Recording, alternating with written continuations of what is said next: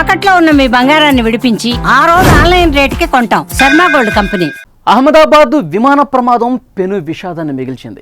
ఇక్కడ మీకు కనిపిస్తున్నటువంటి వ్యక్తి మహేష్ కళావడియా. ఇతను విమానం ఎక్కలేదు.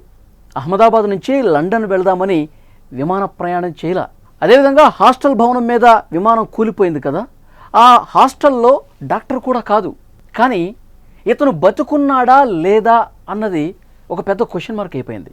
ఎందుకంటే విమాన ప్రమాదం తర్వాత ఇతను కనిపించకుండా పోయాడు. ఇతను ఎవరు అంటే మహేష్ కళావడియా, గుజరాత్లో ఒక ఫేమస్ మ్యూజిక్ ఆల్బమ్ డైరెక్టర్. అతని భార్య కన్నీటి పర్యంతమవుతుంది.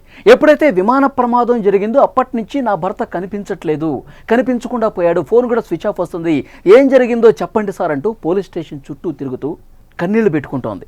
యాక్చువల్గా మహేష్ కళావడియా అనే వ్యక్తి ఎప్పుడైతే విమాన ప్రమాదం జరిగిందో, ఎక్కడైతే హాస్టల్ భవనం మీద విమానం కూలిపోయిందో ఆ సరౌండింగ్స్లోనే ఉన్నాడు. ఒక మీటింగ్ కోసం లా పార్క్ ఒకటి ఉంది, అక్కడ ఒక పర్సన్ని కలవటానికి మహేష్ కళావడియా వెళ్ళాడు. ఆ మీటింగ్ కంప్లీట్ అయిపోయింది. సరిగ్గా మధ్యాహ్నం 1:14 ఆ మీటింగ్ కూడా కంప్లీట్ అయిపోయిందని చెప్పి తన భార్యకి ఫోన్ చేసి చెప్పాడు. సరిగ్గా 1:14 ఫోన్ చేశారు సార్ మా హస్బెండ్, మీటింగ్ కంప్లీట్ అయిపోయింది, నేను వస్తున్నాను అని చెప్పి అన్నాడు. తర్వాత 1:30 ఈ విమాన ప్రమాదం జరిగిన తర్వాత నేను టీవీలో చూసి ఇంత పెద్ద ప్రమాదం జరిగింది అని చెప్పి షాక్ అయిపోయాను. వార్తలు చూస్తూనే ఉన్నాను. గంట అయింది, 2 గంటలైంది, 3 గంటలైంది. నేను ఈ వార్తకు సంబంధించిన ఆ దృశ్యాలు, ఆ బ్రేకింగ్ న్యూస్లు అన్నీ నేను టీవీలో చూస్తూ ఉన్నాను. సరే, ఈ వెళ్ళినతను నా హస్బెండ్ గంటకో 2 గంటలకో వస్తాడనుకున్నా కానీ ఇక ఎంతసేపటికి రావట్లేదు, ఫోన్ చేస్తే స్విచ్ ఆఫ్ వస్తుంది. ఏం జరిగిందో ఒక్కసారి కనుక్కొని నా భర్తకు సంబంధించిన ఆచూకీ చెప్పండి సార్ అని పోలీసుల దగ్గర కన్నీటి పర్యంతమైంది మహేష్ కళావడియా భార్య. పోలీసులు కేసు నమోదు చేసుకున్నారు, మిస్సింగ్ కేసు దర్యాప్తు చేస్తున్నారు. ఒక షాకింగ్ విషయం ఏంటంటే, ఎప్పుడైతే హాస్టల్ భవనం మీద విమానం కుప్పకూలిపోయిందో సరిగ్గా ఆ సమయానికి మహేష్ కళావడియా లొకేషన్ 700 మీటర్ల దూరంలో ఉంది.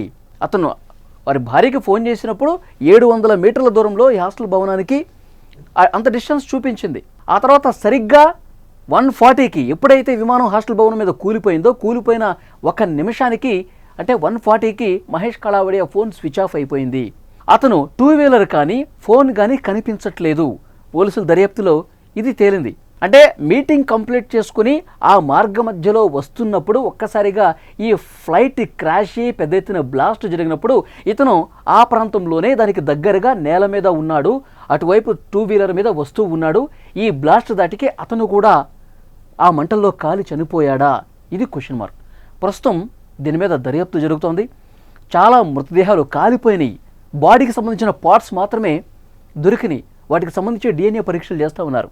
మీ హస్బెండ్కి ఆచూకీ ఇంకా తెలియలేదు, వీలైనంత త్వరగా మేము అందిస్తాము, DNA శాంపిల్ ఇవ్వండి అంటే DNA శాంపిల్ కూడా తీసుకున్నారు. ప్రతి ఒక్క శరీర పార్ట్ని కూడా DNA శాంపిల్స్ ద్వారా చెక్ చేస్తూ ఉన్నారు. ఇప్పటివరకు చాలామంది శాంపిల్స్ తీసుకుని అవి ఎవరి శరీర భాగాలు ఏ కుటుంబ సభ్యులకు అప్పగించాలో ఆ ప్రక్రియ వేగంగా జరుగుతుంది. కానీ మహేష్ కళావడియాకి సంబంధించినటువంటి సమాచారం ఇంకా రాలేదు. ఆ సివిల్ ఆసుపత్రి దగ్గర DNA శాంపిల్స్ టెస్టులు జరిగే చోట పెద్ద ఎత్తున కుటుంబ సభ్యులందరూ కూడా రోదనలు కనిపిస్తున్నాయి. మహేష్ కళావడియా భార్య కూడా ఒక్కటే రోధిస్తోంది.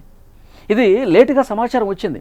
ఎప్పుడైతే ఈ ప్రమాదం జరిగిందో ఎక్కడో కనిపించకుండా పోయాడు అన్న వారి భార్య ఆవేదన ఈరోజు బయటకు వచ్చింది. ఇట్లా చనిపోయిన వాళ్ళు కావచ్చు, వాళ్ళ కుటుంబ సభ్యులు కన్నీటి రోదనలు ఎవరు ఆపే పరిస్థితి కనిపించట్లేదండి. నిజంగా ఆ విమానంలో ప్రయాణించిన వాళ్ళు 241 మంది ఆన్ ది స్పాట్ చనిపోయారు.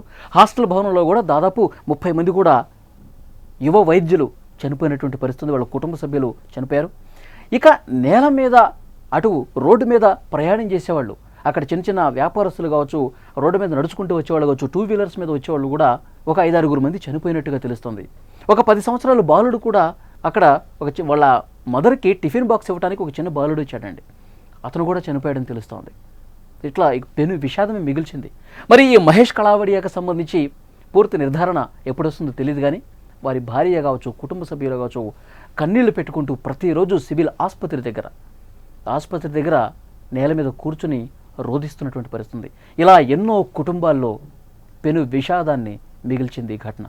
చూద్దాం ఎప్పటి వరకు ఈ సమాచారం వస్తుందన్నది. ఇంకా అతని వెహికల్ కావచ్చు, ఫోన్ కావచ్చు ఎక్కడ కనిపించట్లా, పూర్తిగా కాలి బూడిదైపోయిందా లేకపోతే ఎక్కడ ఏంటనేది కూడా అతి త్వరలోనే బయటకు వస్తుంది సమాచారం.